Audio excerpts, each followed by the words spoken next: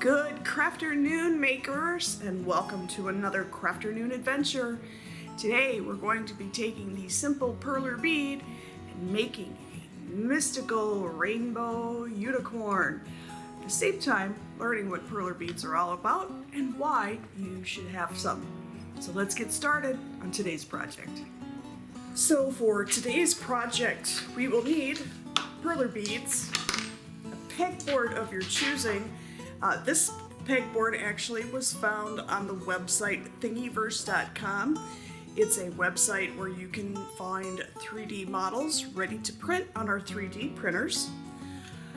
You may need a little sweeper to sweep up your Perler bead mess, a tweezers, an iron, and an ironing sheet. So if you've never worked with Perler beads before, well, what have you been missing out on? You simply take the Perler beads and place them on the little pegs and go all the way across till your pegboard is filled. There's lots of different pegboards out there in the world that you can buy. There's butterflies, dogs, the basic shapes, squares, circles, even a hexagon. The possibilities are endless when it comes to Perler beads.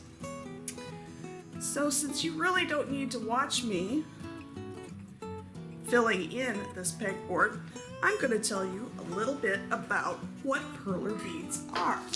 So what exactly is a Perler bead? Perler beads are plastic fusible beads. These colorful beads are usually arranged on a plastic pegboard to form patterns and then fuse together with an iron. The fused beads are made of a low-density polyethylene, a food-grade plastic. They don't contain harmful chemicals. I highly suggest you don't eat them, however, I don't think that would be good. The Perler beads come in solid colors, translucent colors, glitters, and even glow in the dark. Crafting with Perler beads is a fun and inexpensive art form that inspires creativity. It can also help young children develop hand-eye coordination skills, learn colored names, and basic counting. Now that I have all my pegs back onto the pegboard, it's time to fuse the pegs together. So you'll need, this is a sheet that comes with the Perler beads, but wax paper works as well.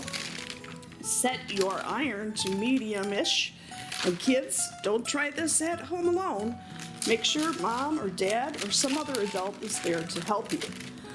So we're going to place the paper over top of our beads, and we are going to slowly, in a circular motion, fuse the beads together.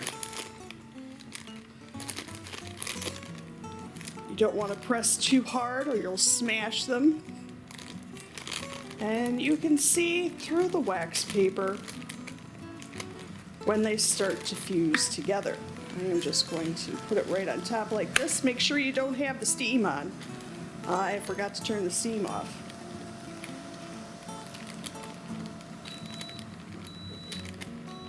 And that little beeping sound is from my iron telling me it's hot. And it's a good idea to make sure all the outside pieces are fused together, because if they don't stick together, your whole thing is going to fall apart. And then you can slowly peel the beads off, or the paper off, and see how well they are fused together. I need to do a little bit more at the bottom. And be careful when you do this, because these beads are super duper hot. Peel off carefully. And then we're going to flip it over. And the peg should just drop out of the pegboard so that we can do the other side.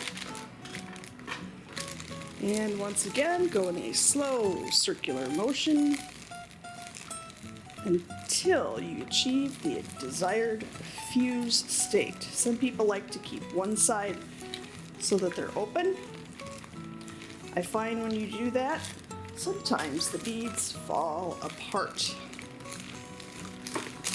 Now make sure you let it cool before you handle it. But there you have it. I'm not going to touch it because it's really hot. A super cute perler bead pegboard unicorn. Thanks for joining us today. Have a great CrafterNoon.